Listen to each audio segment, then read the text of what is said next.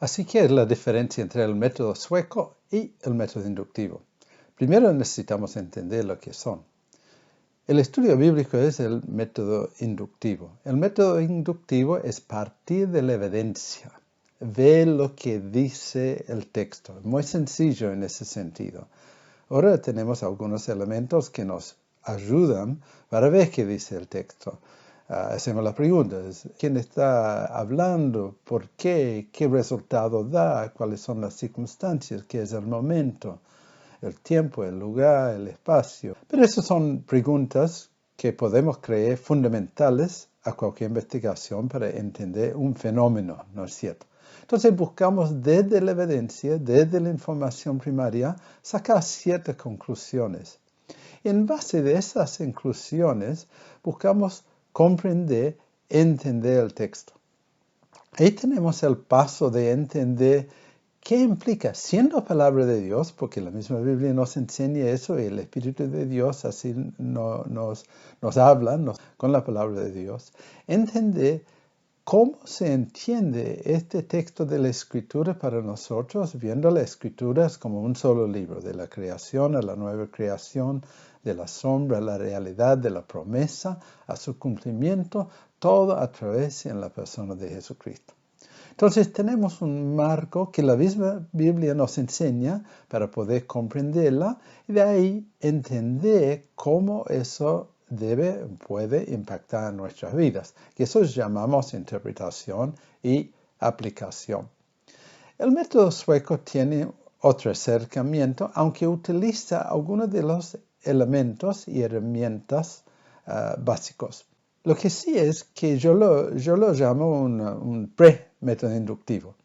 ¿Por qué? Porque nos ayuda a practicar lo que es la observación del texto. ¿Qué dice? También tenemos un aspecto de aplicación del texto, cómo impacta en mi vida. También tenemos un elemento básico de lo que es la interpretación, la exploración del texto, que es levantar alguna pregunta, y agregamos un elemento que es con quien podremos compartir algunos de estos elementos. Entonces, ¿dónde está la diferencia? La diferencia es existencial. La diferencia está en que el método sueco combina el texto y lo que a mí me impacta. Entonces, por un lado el texto, por otro lado el impacto en mi vida.